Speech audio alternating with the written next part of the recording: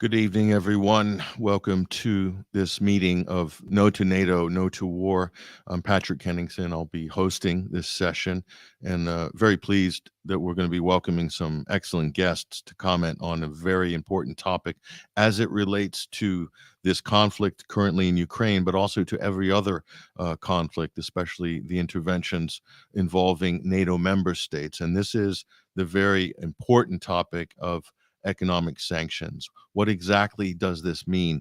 Are they merely a coercive tool or let's say, a nonviolent tool? This is how it's often sold by Western countries. Or are sanctions a weapon of war? And are they, in fact, a lot more violent than our politicians would like us to believe?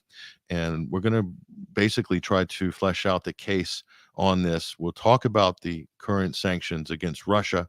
Are they effective? Are they not effective? Who has been hurt the most, Russia or Europe? But we're also going to talk about, we're going to wind the clock back a little bit, and we're going to talk about the Iraq war. We'll also talk about sanctions on Syria, which is a very important case to look at and continue to do damage to this country and the people living there. And also Yemen as well. We'll discuss even Cuba and go back as far perhaps as South Africa and Rhodesia in 1967. So we want to give our listeners and viewers a full scope of this issue so that you can kind of interpret this better as you're seeing it in the news, and also how it's being covered, how our politicians are talking about it, the legislation that's coming through. We'll try our best to touch on all of these aspects. And very pleased to be welcoming a few guests who will bring onto the stage in shortly. Shukri Abdul Rahman. She is a U.S. congressional candidate, former U.S. congressional candidate. She's also an Iraq war veteran. She lives in the United States, originally from Somalia. We're going to talk to her about her experiences in relation to this issue. And also going to be joined by author and economist Alex Craner, who has been following this particular aspect of the issue. Of course, that's his business. Naked Hedgie is his blog site. He is very influential on geopolitical affairs. So we're looking forward to talking to Alex on this issue. And also international human rights lawyer and political consultant Arnaud Devolay, who has spent a lot of time in Russia recently and also in Donbass. But he'll be able to comment really on how sanctions have affected Russia itself and the people there, but also maybe a more broader analysis to do with, are economic sanctions a war crime? What are the human rights implications to collective punishment? These are really, really key questions, really important questions. So before we bring our guests onto the stage, I just want to set the scene a little bit. And from the United States point of view, which is the main point of view I'll be covering, the United States sanctions more countries than anybody else in the world. The European Union, however, has really gotten in on the act recently, most notably with regards to the conflict in Syria. But then again, the UK is also getting more involved in sanctions. Sanctions is changed. It's not only a weapon of war, but it's becoming a very targeted weapon by states, different states. And we'll talk about sanctions theory and why they're not effective in certain cases and why they might be more effective in other cases. That's very important, because when our politicians are selling this policy to voters, to the electorate, to whoever you are, wherever you're residing, your politicians are selling sanctions to you, that they're going to have some sort of an effect, that they're going to achieve some kind of objective. And we'll be able to more or less tell you where they're most likely to be effective and not. More often than not, they're not effective. And in many cases, they're really just collective punishment or punitive damages meted out against certain individuals because of the political connections. We'll talk about that in more detail. But I think it's important to kind of look at this from a broader geopolitical perspective. And the famous General Karl von Clausewitz said that war is politics by other means. It's a famous quote. Sanctions and economic warfare definitely falls into that viewpoint, that historic viewpoint. And so when political philosophers are talking about sanctions, we can go all the way back to even ancient times. Economic sanctions is a practice that has evolved over the millennia, over the centuries. And most notably, we can talk about the Treaty of Versailles in 1922, when the Allied powers, victorious after World War I, decided they're going to impose reparations on Germany. And so this would be, in a modern sense, one of the really early kind of examples of a type of an economic sanction. In this case, they're imposing a 6.6 billion pound, or let's say $7 billion, $7.5 billion, if you will, financial debt onto Germany as compensation for the damage it did for starting World War I. That was the narrative, of course, from the Allied powers at Versailles. And what happened as a result of that? Did that change Germany's behavior? Did it force Germany to be supine? No, it did exactly the opposite.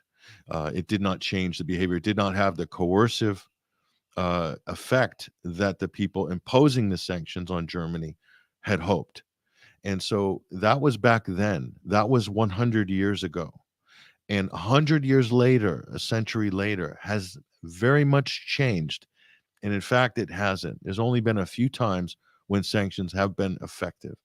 And if we look at one of the earliest academic studies of sanctions by Galtang, 1967, we're looking at the results of the international community sanctioning Rhodesia. And so, was it effective back then? You could see it was a mixed bag. Now, the sanctions against South Africa, against apartheid South Africa, many will argue that these were effective, that even the threat of sanctions as well brought the government in South Africa to the table and hastened or accelerated the reform in that country. That's certainly up for debate from international relations scholars as to the many factors that went in there. But the ones that we're more interested in the West, or if you live in the NATO member state zone, we can start with Iraq. And we'll talk about that with hopefully our first guest when we connect Shukri Abdirahman with her firsthand experience on that issue and talk about that. But more recently, I think one of the greatest examples of sanctions as a weapon of war, as pure economic warfare, has to be Syria. And the sanctions imposed jointly by the United States and by the European Union on Syria have had a catastrophic effect on the economy there, on the ability for the country to get basic supplies, basic commodities, even fuel.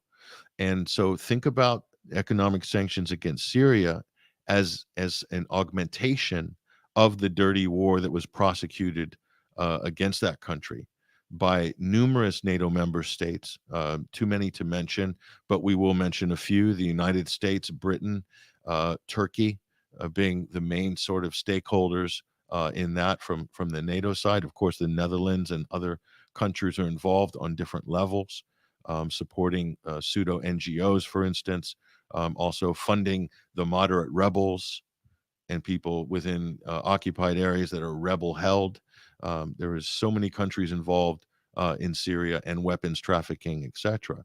So now the United States is occupying northeastern Syria with the Kurdish militias, the Syrian Democratic Forces, the so-called democratic forces.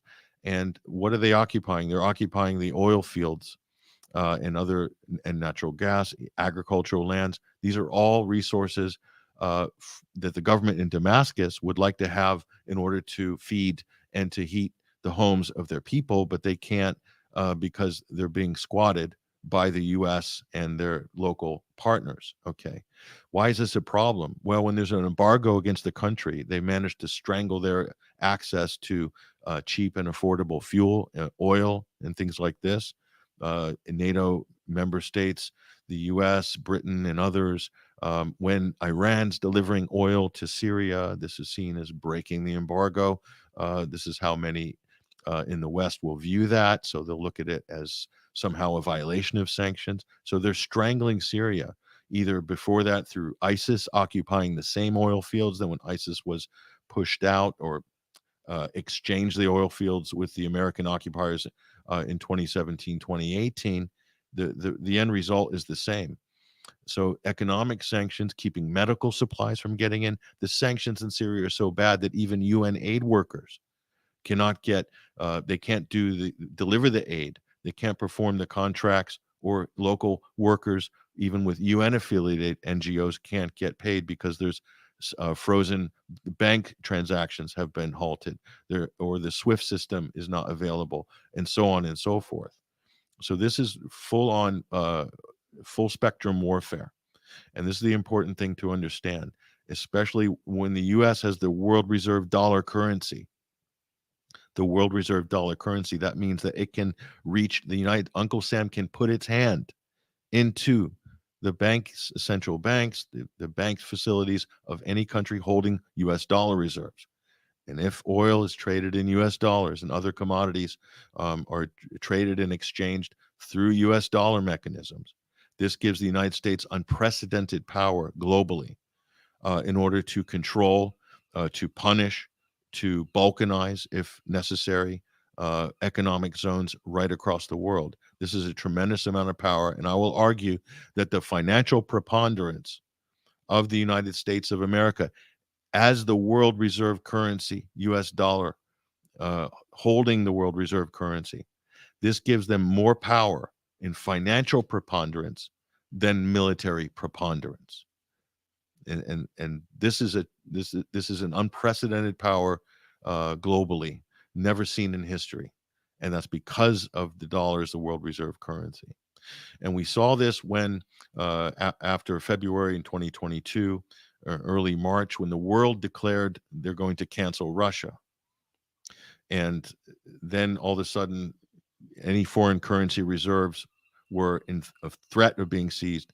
And there are numerous reports of and questions between the amount of foreign currency reserves seized that did belong to Russia, namely dollars. And some estimates were as high as 300 billion. Okay. So that means that any transactions in dollars, the United States can reach them and freeze those assets. So this has led to some interesting and unforeseen outcomes, and we'll talk about some of those with our guests when we go to them on these subjects. So, but I think the example of Syria is incredible. Has it changed the regime in Syria? No. They've been sanctioning. The EU and the United States have been strangling Syria now for a very long time, coming up to a decade. And for what? Apparently, the reasons for these sanctions, it's very murky. Uh, Crimes against their own people, using the military against their own people. Okay, these are some of the accusations, or the Caesar report, which was shown to the U.S. legislature, that alleges these massive killings by the Assad regime in prisons, in Sednaya prison, etc., leaked from this whistleblower who can't be seen in public.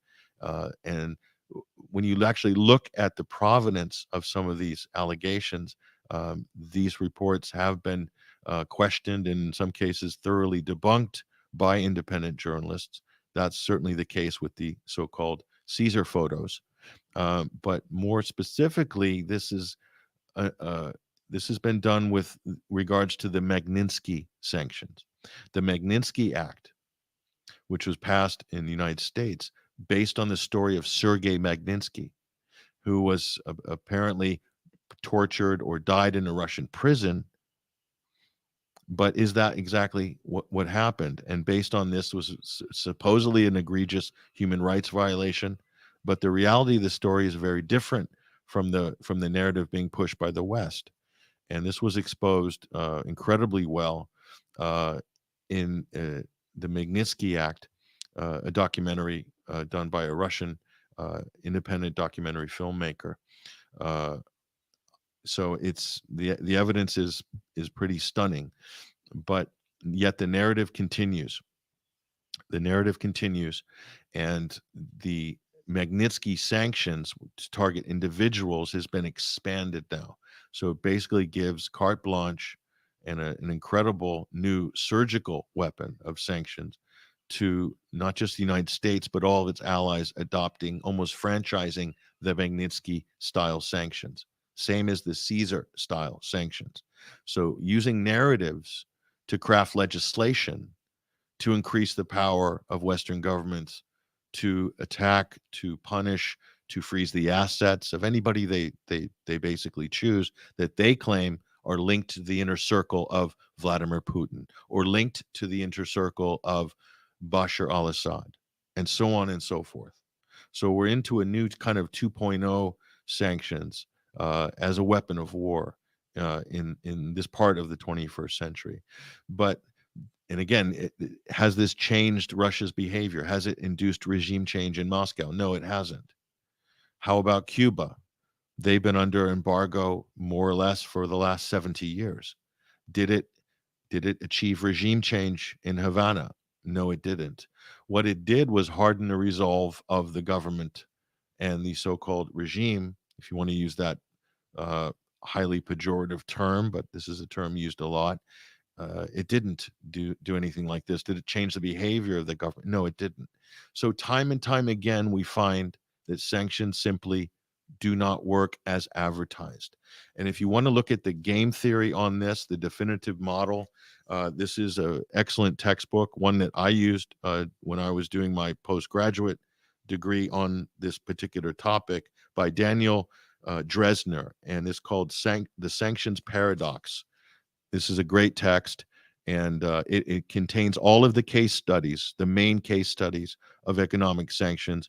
And what it shows beyond any doubt is that when you're threatening a country like Iran, like Syria, like Russia, like Cuba, when the person imposing the sanctions is threatening the target nation, that there's a very low chance they're going to comply with any of the demands of the powerful country imposing the sanctions. In this case, we can use the United States as that actor. So in other words, on every single case study, sanctions that are accompanied by threats of regime change or threats of future military action have almost a 0% effective rate. And yet our politicians still do it. So either they're completely ignorant of the facts of sanctions, the track record of sanctions, which is in this textbook, this is a foundational text for anybody studying this in any university in the world in international relations. So how could the politicians that we elect not know this? It's almost impossible unless they're very ignorant or unless the intention of the sanctions is not to change the behavior of the country and is not even regime change. It is simply to punish, to starve, and to make the population suffer in the hopes that maybe they'll rise up. Maybe they'll rise up and this will destabilize the country, throw it into further turmoil, and have extremists or terrorist groups giving them a much easier environment in which to fester. Okay, is that the real intention of the U.S., of the EU? It does appear that you could make an argument to that degree. The only time sanctions are successful, according to the models, according to the game theory on sanctions, is when a powerful country is doing secondary sanctions or sanctioning their allies for trading with or doing business with Iran, for instance. So by the threat of sanctions against Germany, for Germany doing sanctions with Iran, just the mere threat elicits almost or very high level of almost 100% compliance, or definitely in the high percentile range, 75, 80 to 100. Okay, high level of compliance, and this happened in the wake of the JCPOA, the Iran nuclear deal.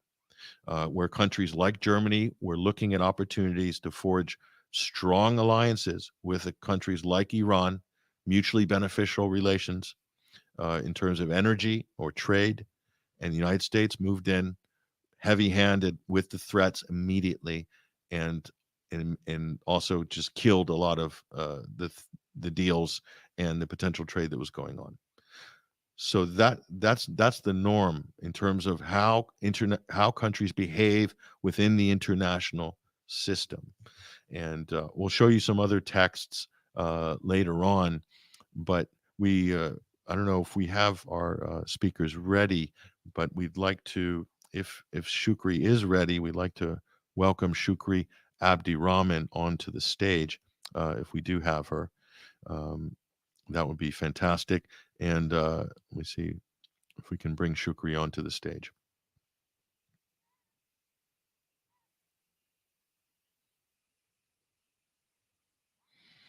Okay, we're just waiting momentarily until we can get our first guest, Shukri, to join us from the United States. And so I think we're still waiting for her. Okay, so let's welcome our next guest, international human rights lawyer Arnaud Devalet, who is based in Moscow at the moment, who has traveled extensively throughout the Russian Federation, and also familiar with the economic situation in Europe as well, and the United States. Arnaud, thank you for joining us for No to NATO, No to War this week. Thank you, Patrick. Very nice to be with you tonight.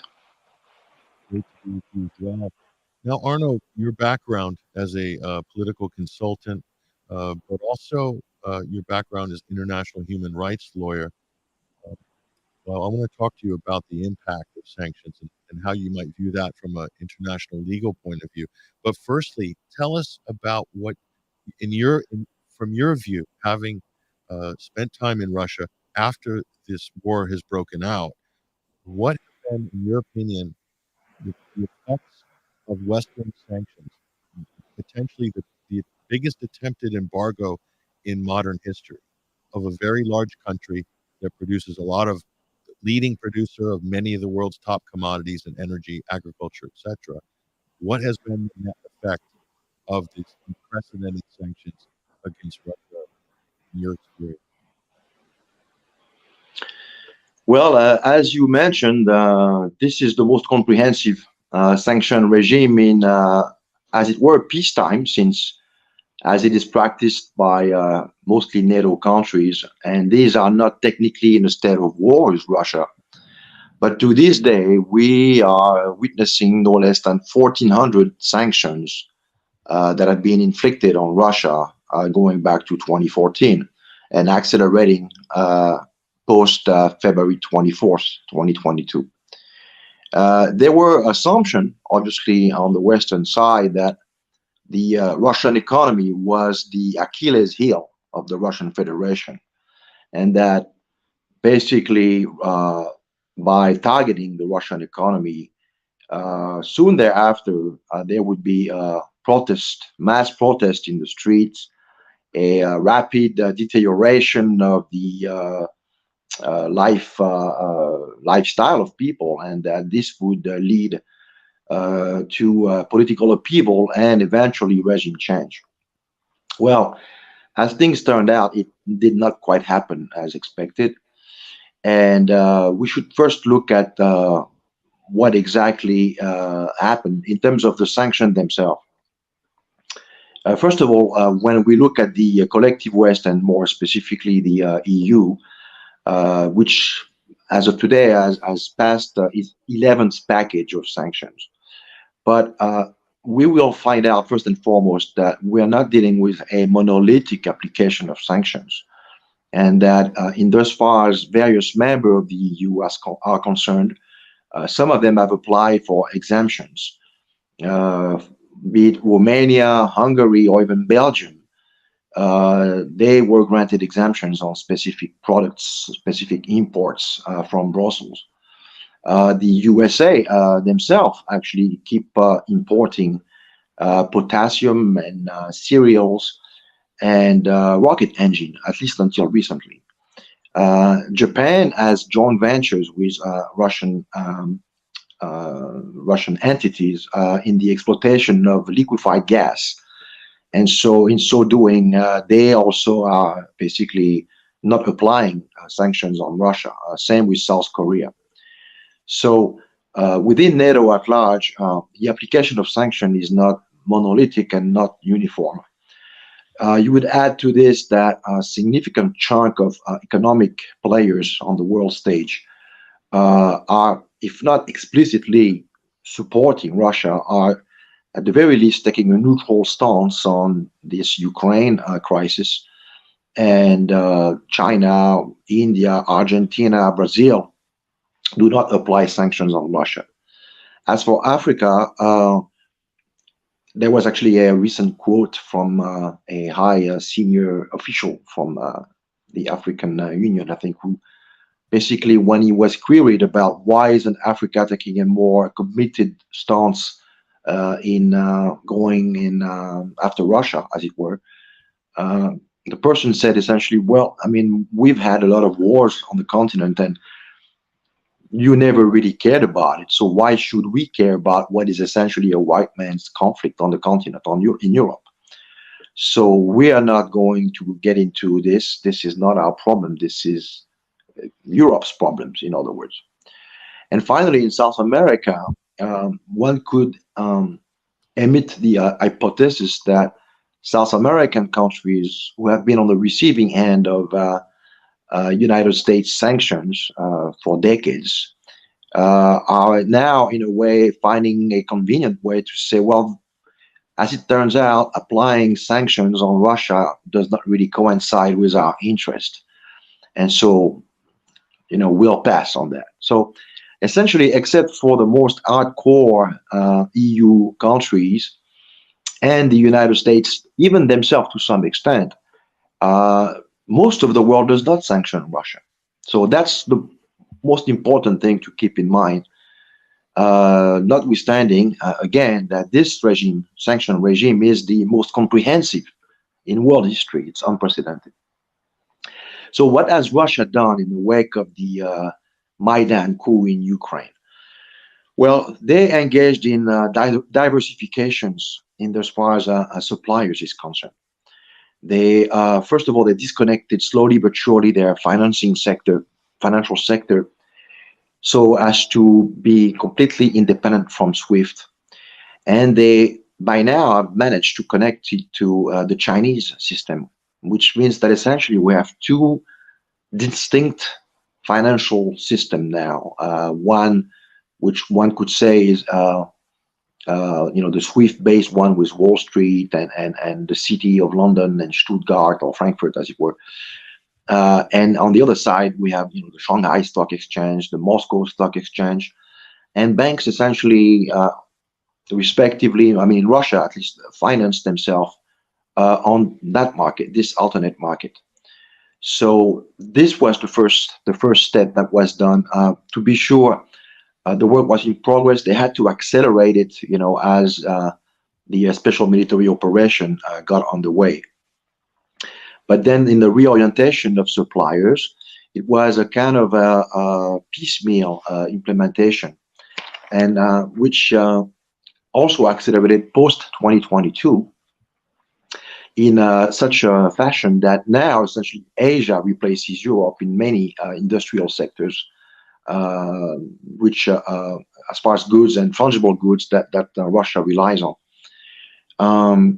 The importation of some parts, if we take the example of trucks, for instance, there was initially a shortage of engine, and so Russia had to basically reorient their production and engage in massive injection manufacturing engines of trucks.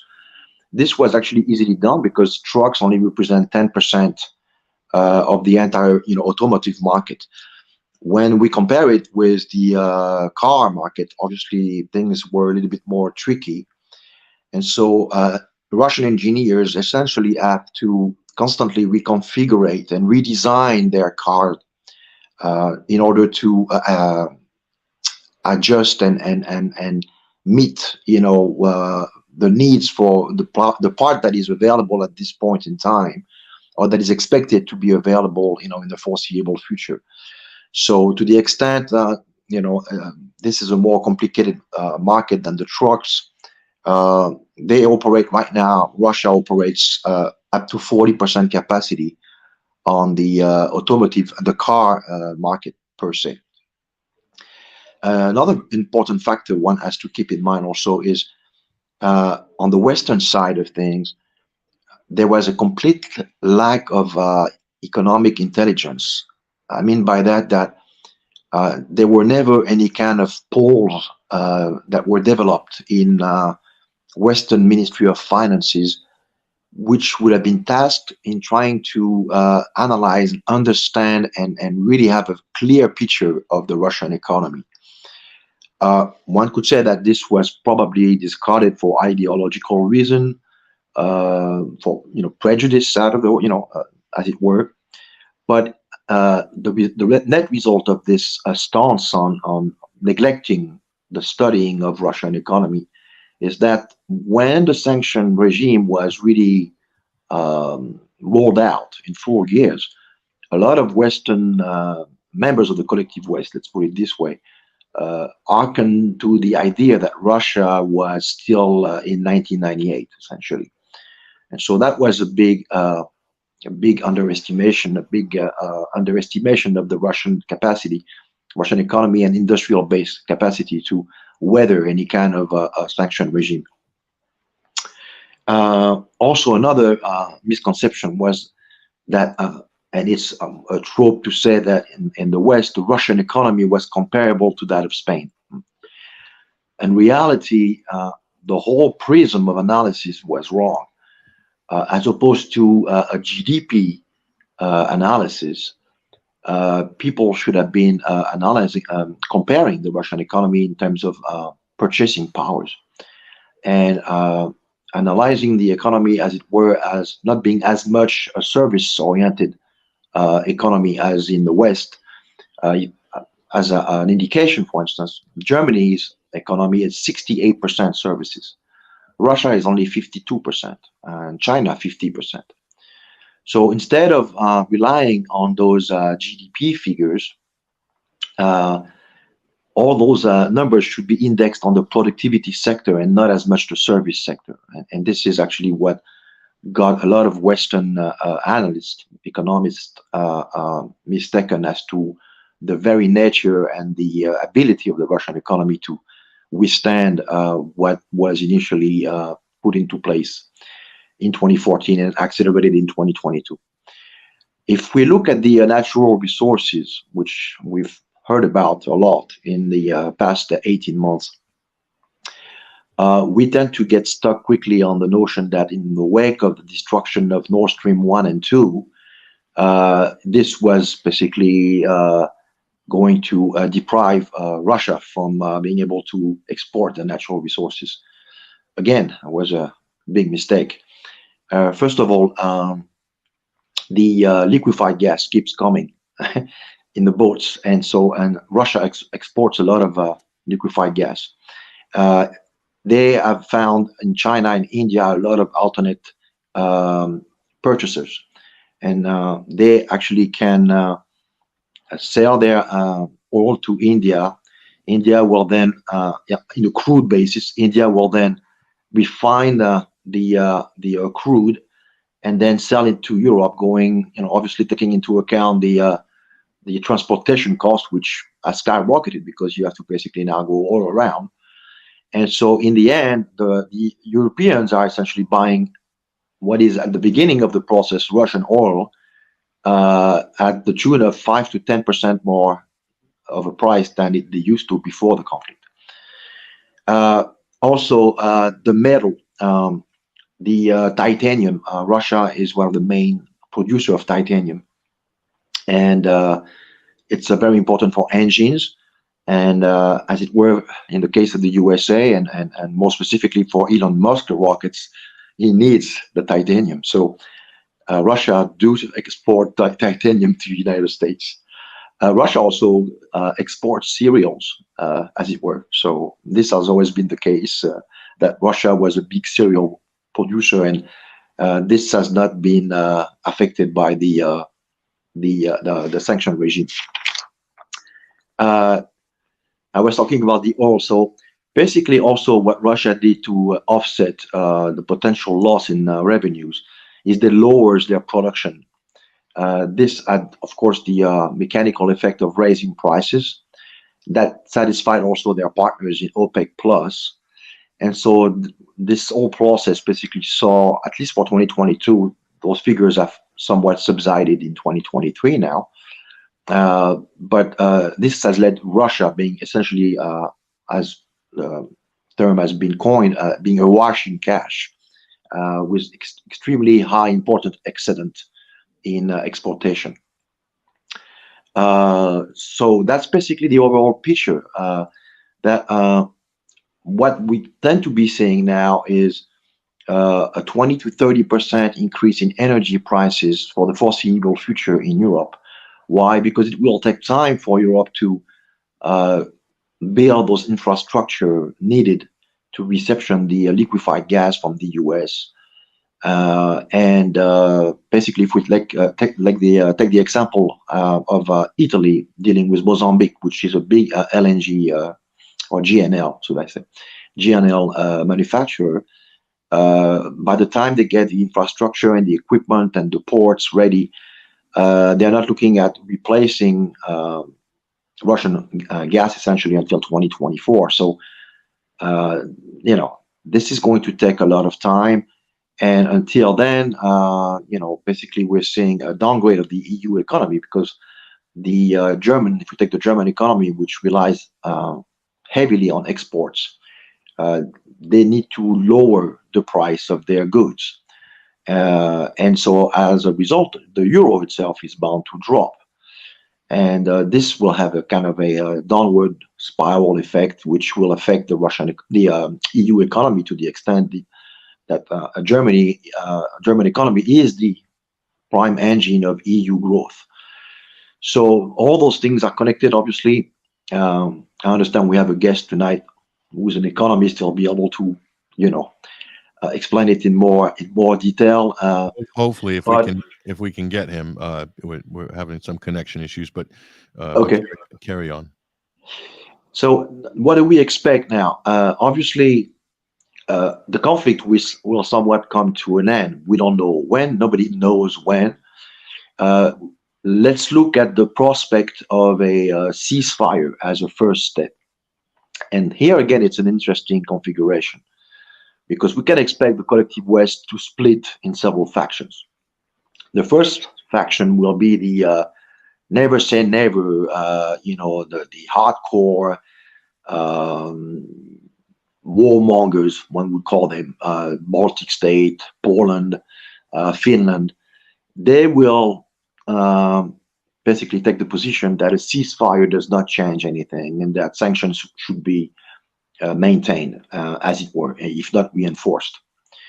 Then on the other side of the spectrum, we will have countries like Bulgaria, Germany, Hungary, and Austria, which will kind of say, well, with the ceasefire, obviously we're in presence of a qualitative change, which basically should now pave the way for resumption of economic ties with Russia.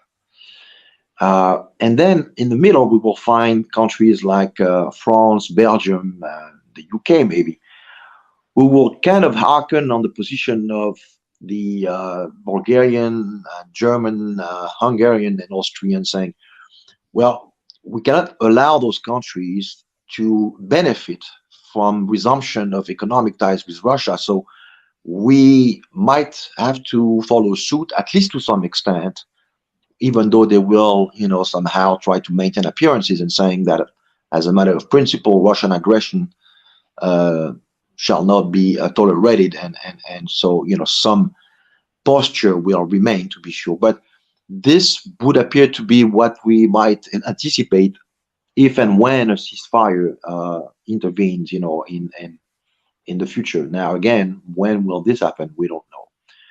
But all in all, basically after the initial shock, so to speak, the Russian economy essentially adjusted very nicely. They had prepared upstream all the alternate supplier routes, so they found ways to exports. since they are extremely wealthy in terms of natural resources, energy-wise, they were able to basically influence on the manipulation of the price, the income revenues, and so in so doing, they were able to finance a lot of reorientation then within the country, in as far as industrial plants and promoting ad hoc products, so as to meet the demand of the moment and the lack of suppliers, which at some point, at a key moment, might have been present. So this is interesting. Now, get to one of the key points, Arno. Is so the sanctions that were applied by the West against Russia have accelerated the demise of the German economy, which is the economic engine for all intents and purposes. It is the #1 economic driver of the EU. The price of energy has spiked in the immediate aftermath of that, plus the sabotage of the Nord Stream pipelines. BASF, Siemens, these companies are moving operations to China, to the United States. The German manufacturing base is being gutted. As you rightly point out, this is going to affect exports as well. So all in all, it's bad. And it's also accelerating the flight of countries out of the dollar as well. This is also a direct result of sanctions right across Asia. People wanting to do Saudi Arabia, India, China, Russia, wanting to do direct transactions, South America and China wanting to be out of the dollar. So to avoid sanctions. So have they overplayed their hand in this case, Arno, on this? Is this an unintended consequence, do you think, or is there some grand design going on here that we don't know about? Well, obviously, it's difficult to pinpoint a single issue. What is certain is that the world currency status of the dollar, reserve currency status of the dollar, was predicated on confidence, as any kind of fiat currency is bound to function. And so, sure, there's going to be, a realignment of a financial institution in the wake of the special military operation. It was a game changer, and really it showed a lot of people around the world that a country was able to take on the whole might of the US and its allies and live to tell the tale, and some, so in a way. So, but more specifically, if you look at what happened with the confiscation of the reserves of the Russian Federation, you mentioned it in your introduction, $300 billion.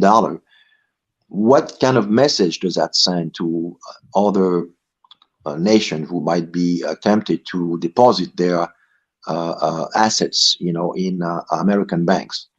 Is that if one day you run afoul of Washington for whatever reason, whether real or imagined or made up, Washington might decide at the push of the button to basically take what's yours and do as it pleases with it.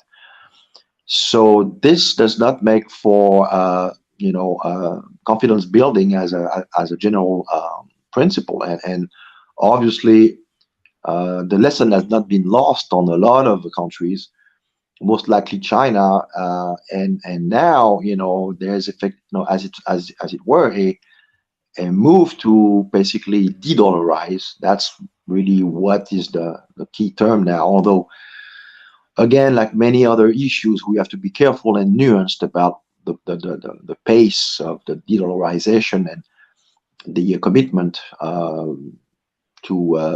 by countries to go ahead with this process. But the fact is, there is a process right now to de-dollarize, to basically create alternate basket of currency system to basically escape the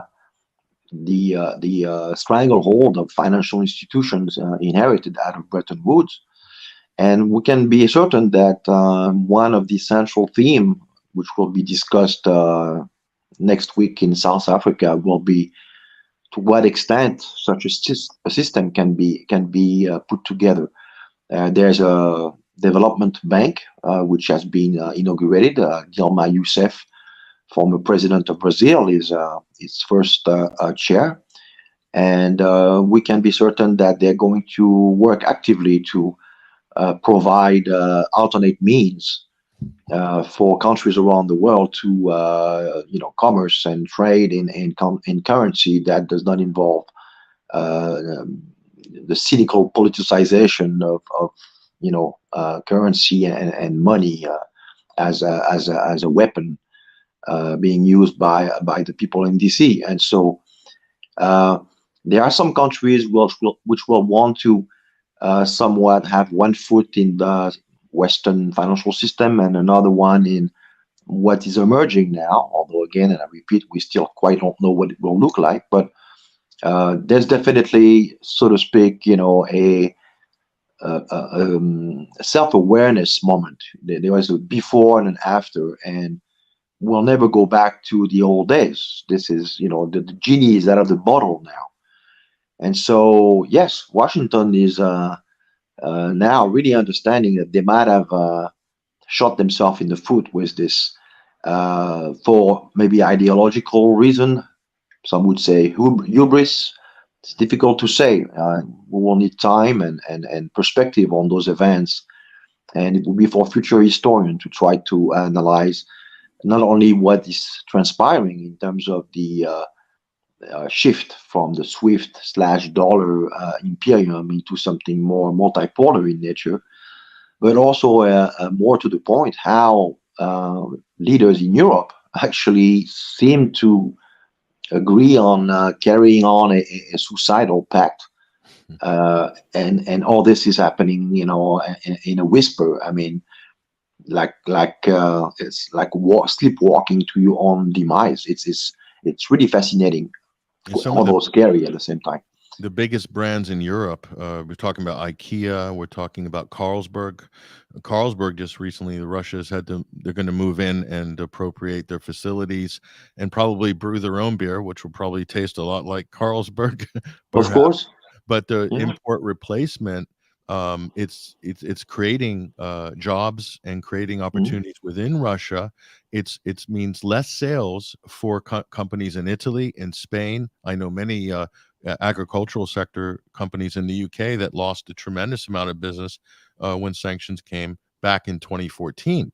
And that was in the aftermath of the Crimea situation. Mhm. So when that happened, that was quite severe. And so what Russia was able to do in 2014 was to create more import replacement mechanisms and help those businesses. For instance, the cheese industry and other things that they would get from France and so forth, Russian products to kind of fill that gap that were almost as good and getting better every day.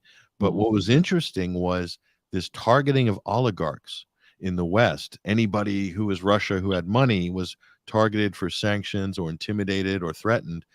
A lot of those wealthy individuals brought their money back to Russia, and the banks in Russia were awash with liquidity at the time, which means those banks had a lot more money to loan for small to medium-sized enterprises. You saw an explosion in the greenhouse, all year round growing indoors in Russia. The ag sector expanded, and I believe even past the defense sector. And so you had all this great opportunity in Russia. And also the state moved in to take shares in a lot of businesses to stabilize them. So the Russian economy was buttressed. It was fortified after 2014.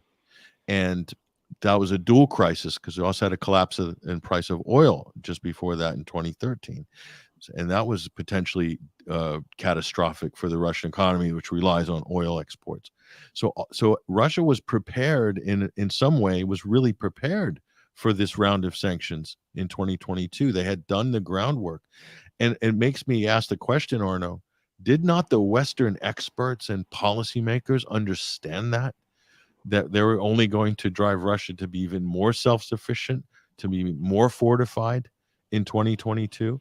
I mean, I can't believe that they didn't understand and learn all these lessons from 2014. It's, to me, on some levels baffling, Arno. Well, I think here we're dealing more with an ideological slant from some of those policymakers in DC.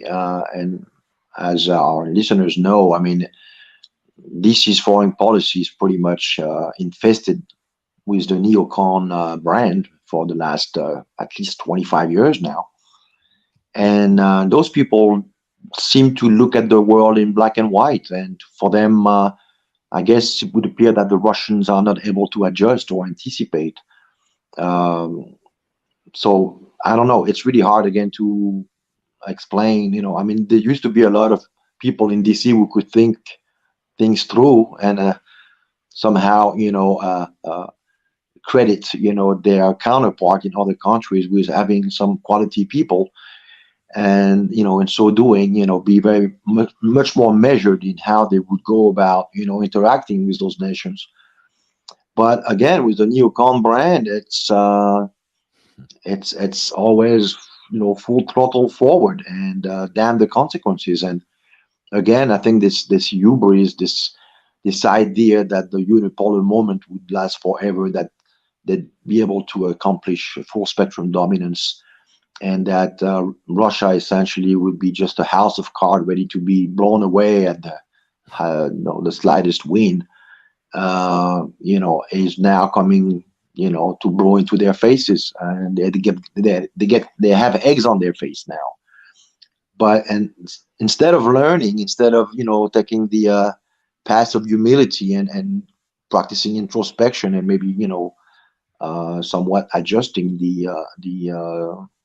their approach, they seem to be doubling down. And obviously, it's the meaning of insanity. You keep doing the same thing, expecting a different results. I mean, the Russians have learned. They went through the 1990s, and a lot of people, would have expected that no country would recover from that decade. And you talk to a lot of people here, the man on the street, everybody remembers that decade, and this is the last thing they want to leave again. We went through this somewhat surreal episode last late June, June 24th, and we saw that there was no appetite for any kind of adventurism in the Russian population when this episode occurred. And on the contrary, people are looking for stability, which shows that the lessons that were garnered from recent history are still alive and well, and this is what guides the collective psyche of the population here. Yes, indeed. The Russian people, the political economy is already geared towards hard times as a baseline, and the same with Iran, the same with Syria. Syria, it's quite a dire situation, Yes. as much as any. But in other countries, you could say a similar situation. But North Korea is another example. So again, they're not going to get the behavioral change. They're not going to get the regime change. So what are the West hoping to do other than just basically try to crush, strangle, destroy the country? That's not the sales pitch that they're giving when they're pushing the sanctions policy forward. They're talking about it like it's going to be coercive. It's not coercive. It's absolutely punitive. And a quick comment, and I think we're going to try to go to Shukri Abdul Rahman. Had some technical difficulties, so we hopefully will get her on the stream in a moment. But just a quick, brief comment, Arno, from a human rights lawyer point of view, and I know this is one of the areas that you practice in over the years. How is sanctions viewed in terms of a war crime, like collective punishment? Where does international law sit on that issue? Well, I think you have to look at it through the prism of the law of humanitarian conflict. And basically, the laws of humanitarian conflict, we discussed that once as relates to the cluster munitions. It's all about proportionality and whether the means employed to reach an objective are disproportionate, and whether or not they create long-lasting debilitating effect on, as it were, the civilian population, which by its own name implies that there is no military value to it. And the answer I would suggest is yes, it is a war crime. It violates the right to life to begin with. And it does not, on top of it, you mentioned it in your introduction, does not accomplish the what you might call it, the change of regime, because people will rally behind their leadership. We saw it in Iran over the sovereign right of Iran to develop their own civil nuclear industry. You mentioned North Korea. North Korea has actually come up with a concept called Zushe, which means self-reliance, and it's almost something that could be exported when you look at it. And in the case of Syria, it's really an awful thing, because you mentioned the sanctions that exist since, at the very least, 2013. There were some sanctions existing since 1970 when the Ba'ath Party took control, but the real sanction in most recent times occurred in 2013 by the European Union and the United States. But we really got into some qualitative, and I'm not saying this in the good sense of it, a step with the Caesar Act, yes, because the Caesar Act essentially threatens any country, a third-party country, to interact with Syria in any way, shape, or form. So sure, you have the possibility of applying for a waiver at the Treasury Department, but any kind of product that is deemed to have potential dual use is essentially on the list of things that are not to be given to Syria. You add to this the fact that the northeast part of the country is under occupation, that the U.S. Army is pillaging those natural resources openly, flagrantly, in application of the Jeffrey doctrine, Jim Jeffrey, who left in 2020, but whose doctrine was immediately picked up by this young neocon woman, Dana Stroll, and she made no qualms about the fact they were going to pursue this, and so as soon as she was nominated, and so now we have essentially a situation where 90% of the population lives under the threshold of poverty per UN standards. That there are lines and lines of queuing up for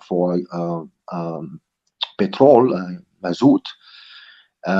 You get about I think 25 liters a week, if I recall, and everybody is equipped with a card that the government hands them, and basically they get a text message once a week to go get supplied. But if you work as a cab driver, 25 liters is nothing.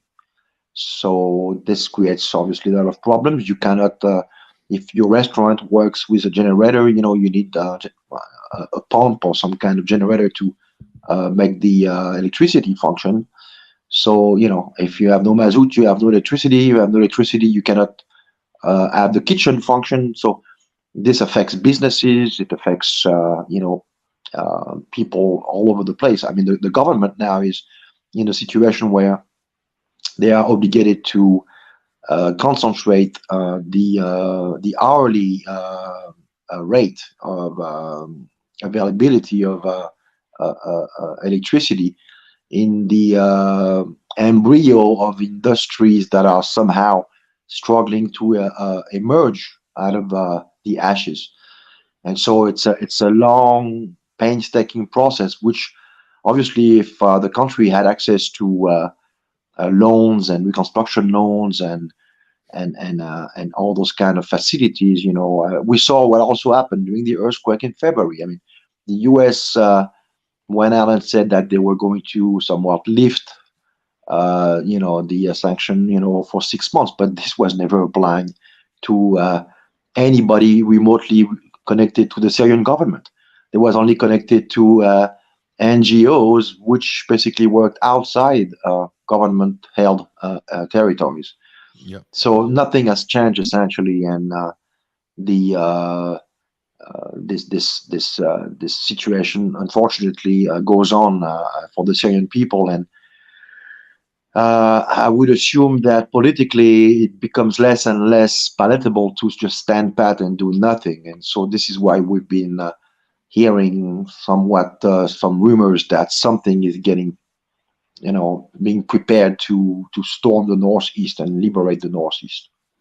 Yeah, that's a very concerning situation, and I'm familiar with some of those details, and we'll definitely, that's one to keep an eye on.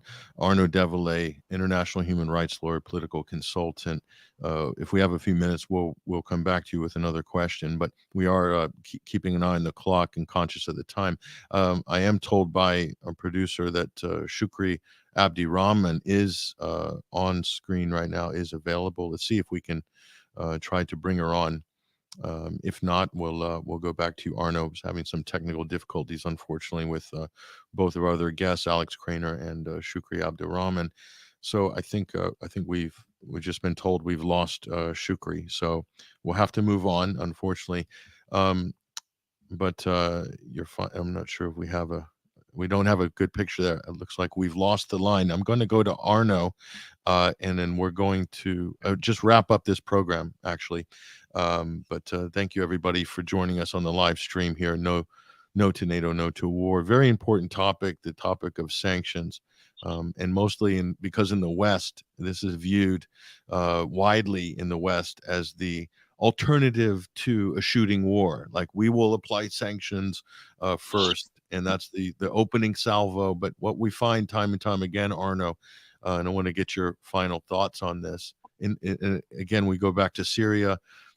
Yemen was also a long-term embargo, a long-term sanction, catastrophic effects in terms of humanitarian a disaster, really. Sanctions arguably killed more people. The embargo killed more people than the fighting itself in Yemen, some people might say. But they never go away, Arnaud. The sanctions are permanent. They're in perpetuity. Look at Cuba. Look at the embargo there. Look at Syria. Look at there's other countries that also fall into this category. This is just from a moral, from an ethical, from an international law point of view. This should be untenable. They never wind them back. When are sanctions ever lifted? It never, in most cases. But your final thoughts on this subject? Well, to be sure, I mean, those siege have been, because those are essentially modern day sieges. We've seen this going back to antiquity, when the Roman used to lay siege, for instance, in Gergovia, in their war, when Julius Caesar led siege to Vercingetorix's tribe coalition. And they basically starved them until they came out, and this is how they reduced them.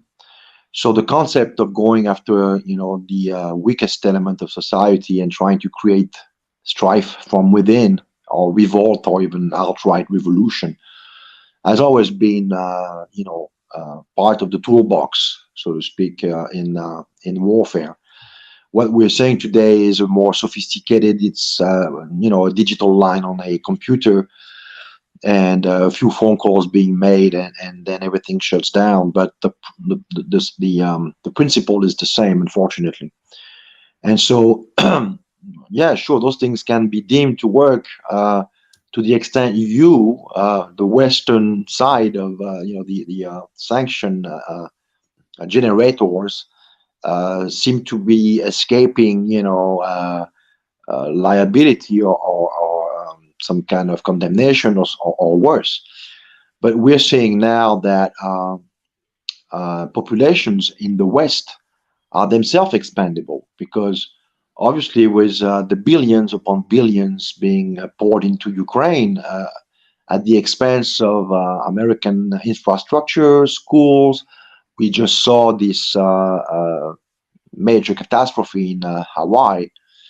And the circumstances which basically saw all the alarm systems not functioning, the first emergency personnel not being able to get on site, people having to organize themselves and almost being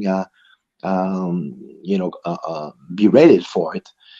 and a federal government that is not unlike what we saw with Katrina in 2005, completely tone deaf, should I say, tone deaf to the situation. So the country is decaying, turning into literally a banana republic, not only just politically, but in terms of the political elite's responsibility to care for their own people. It's almost like they seceded from their own constituents. And this is a very dangerous game, because this is putting people into a corner.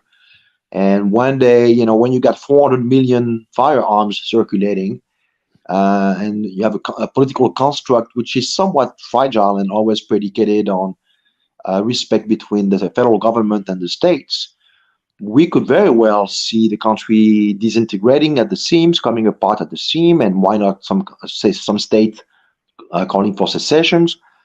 And we might maybe see a second American Civil War. And this time will be, pitting the political class acting as surrogates of the financing predator class against, what used to be once the most robust middle class, and something that was unprecedented in human history. And this is something that I think is pretty much something to be on the lookout for. And once this happens, all the satellites country will be basically left to their own devices and able to recover their own sovereignty and escape the yoke of this criminal class, this criminal clique. No, indeed, Arnaud Devalet, really appreciate you, and of course your experience, on the ground in Russia, in Donbass, in these areas. I think you're able to speak with some degree of authority, and of course we appreciate your analytical abilities on this and these related matters with international relations, and much appreciated. And really thanking you for spending time with us with No2Nato, No2War this week. I really appreciate it. My pleasure. Thank you, Arnaud Devalet, ladies and gentlemen. And you can find Arnaud's archive of work. It's up at 21stcenturywire.com. There's some excellent interviews. If you liked what you heard here, his articles as well are incredibly informative. So we really appreciate Arnaud. Unfortunately, because of the technical difficulties, we had some difficulties connecting our other guests, Alex Craner and Shukri Abdi Rahman. We'll try to resolve those in future and maybe get them back at a later date, perhaps, if we are able to. But in final summation, the reason why we wanted to have this session on this topic, because it's very important people in the West, in NATO countries, understand what your governments are proposing and what the actual results are when it comes to economic sanctions. And the reality and the rhetoric do not align at all. And that's the important takeaway we have here today.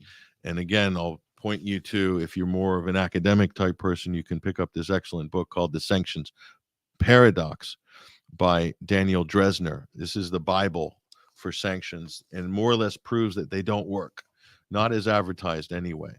And so the other book I'm going to recommend people to get, this one is by Hans Christoph von Sponeck. This is a different kind of war, UN sanctions regime in Iraq. Okay. This is very important to understand. If you want to understand the full scope of the devastation that Western sanctions did to the country of Iraq and still do to this day, the effects of these will last for a century or more.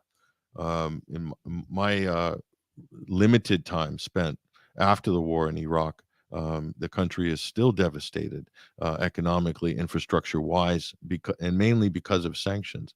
And the famous question put to Madeleine Albright and the former U.S. Secretary of State and diplomat, we use that term rather loosely with her. She's a special case. When asked point blank whether the death of hundreds of thousands or, depending on your estimation, over 1 million Iraqis, many of them children, was that worth it? When she was posed that direct question, from a member of the U.S. mainstream media. She says, yes, I think it was worth it. I think it was worth it. And that really echoes the attitude and the sentiment, the detached attitude that many Americans have, for instance, of this idea that sanctions is somehow a better option than war, or at least it's as an opening gambit. This is preferable, and it's a bloodless way of waging war. It's anything but. It is, in some cases, much more devastating in the long term to the infrastructure and even to human life than an actual shooting war. Think about that for a moment. So when your politicians and your media are trying to sell this as some sort of beneficial policy that's going to change the behavior of this rogue regime or this authoritarian government, or bring democracy back, or it's going to accelerate regime change in the country, it's going to turn up the heat, or as Mike Pompeo calls it, maximum pressure policy against Iran in that case. When they keep telling you this and they keep repeating these tropes, okay, and that's what they are, is tropes, because we have the receipts. The policy doesn't work as advertised. It doesn't do what they say it's going to do. It is, in fact, collective punishment. It should be classed as a war crime. It should be a violation, and could be, if it's brought to trial in international law, it should be in a war crime. Okay, it is collective punishment. Because at the end of the day, and this was told to me by the political advisor of Bashar al-Assad in Damascus when this topic came up, she said to me, Buthana Shaban, I believe her name is, she said to me that we go to work every day, even if there's sanctions on the country. We're the government. We need to show up every morning. We need to do our job. We need our security. We need to have our transport. We need our staff. We have our telecommunications. We have our bureaucracy. The state will have to function regardless, whether there's sanctions or not. So it doesn't affect the leadership. But we're told in the West that sanctions are to target and to put pressure on the leadership. The people that it hurts, the people who will ultimately be affected, are the poorest, the most vulnerable people. This is not even up for debate. This is proven through the literature on this is very clear. The Western literature on this is very clear. But somehow there's a disconnect. Our politicians don't read the literature, even from Western academia, that is definitive on this topic. So it's incumbent upon us as members of our societies, as part of the electorate, or as academics or journalists, to point out this reality and to keep pointing it out. Because the hypocrisy of this policy of sanctions is on a level that is epic, okay? And I think history will look back one day, hopefully we survive long enough to look back, to see what an absolute unmitigated disaster and a debacle that this half century, at least this last half century of economic sanctions has been, and the pain, the suffering, the misery that has wrought on so many millions, if not billions of people collectively over this period is a dark moment in human history. That is not an exaggeration. Just ask the people of Iraq. Just ask the people of Syria. Ask the people of Yemen. Ask the people of Cuba. Ask the people of Russia, and so on and so forth. And ask the people of Western Europe in 2, 3, or 5 years how sanctions worked out for them, the unintended victims of Western sanctions against Russia. Thank you for joining us this week on No2Nato, No2War. There will be future meetings, so do follow us on Twitter and also on Telegram and Facebook as well, and on YouTube. I really appreciate you, everybody, joining us. I'm Patrick Henningsen, your host. It's been an absolute pleasure. Take care.